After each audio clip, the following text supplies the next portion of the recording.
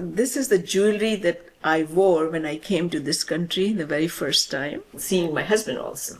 I happened to wear all this jewelry underneath because I was so afraid that I'm going to lose it.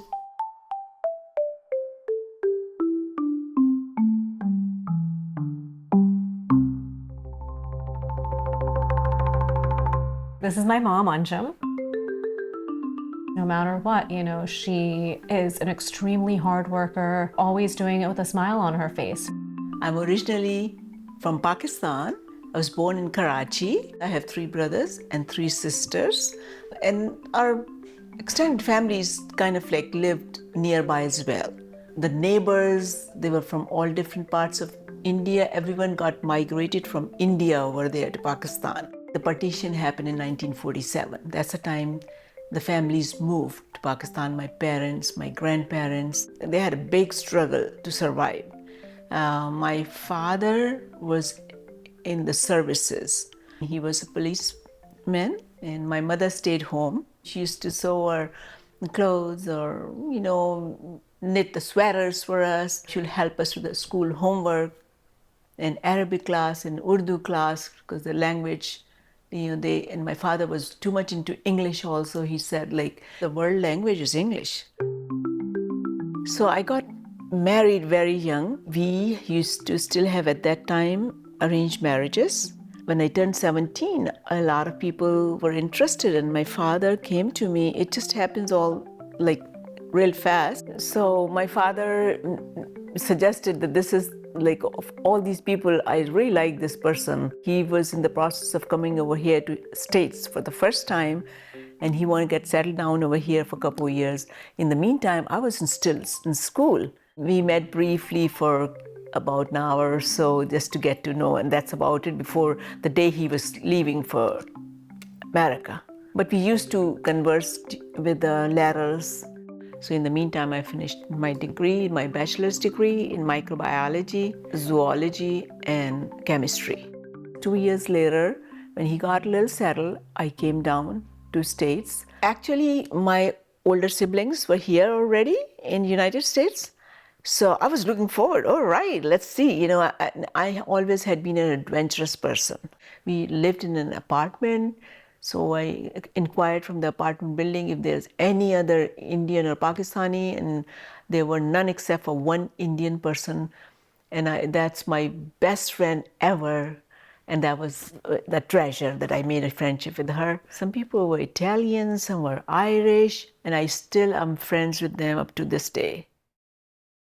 I would say most challenging thing for me was the language and the food, finding the ingredients.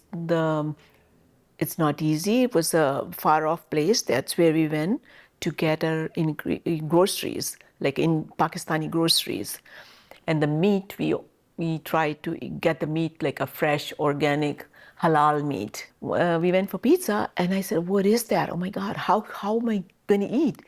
What is it? It's just you have to develop a taste for that.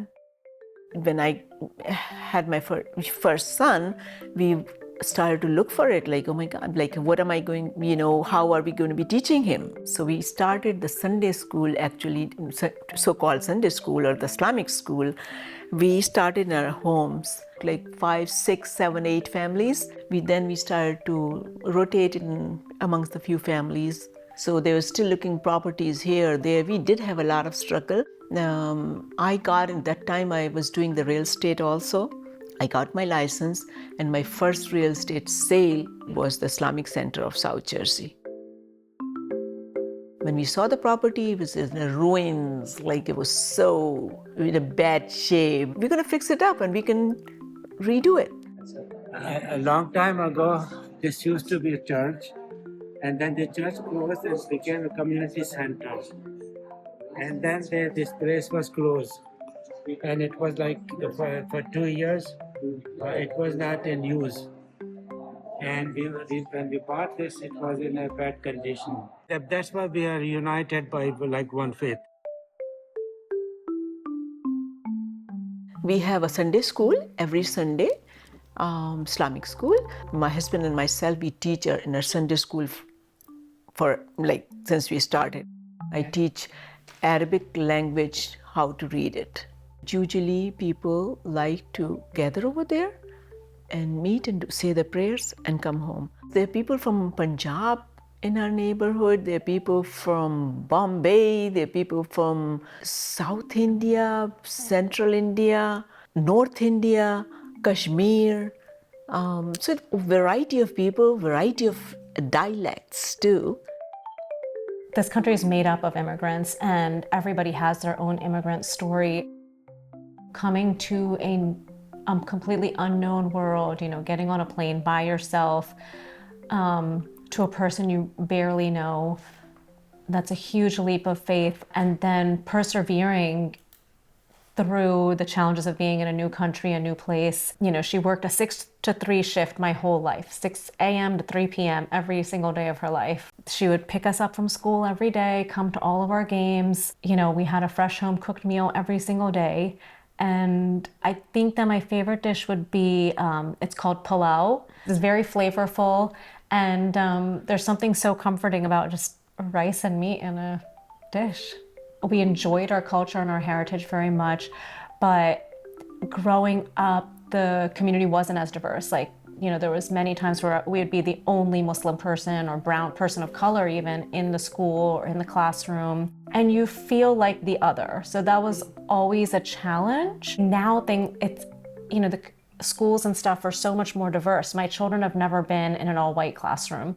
They've almost always have had somebody of a different religion in their classroom, and many times even a Muslim person. We do send our kids to Sunday school. It's an Islamic school on Sundays for a few hours, and they learn the Quran, they learn the traditions of the Quran, a lot of the prophetic stories. And I really try to, stress that for my kids, that we're not so different. We are very much the same.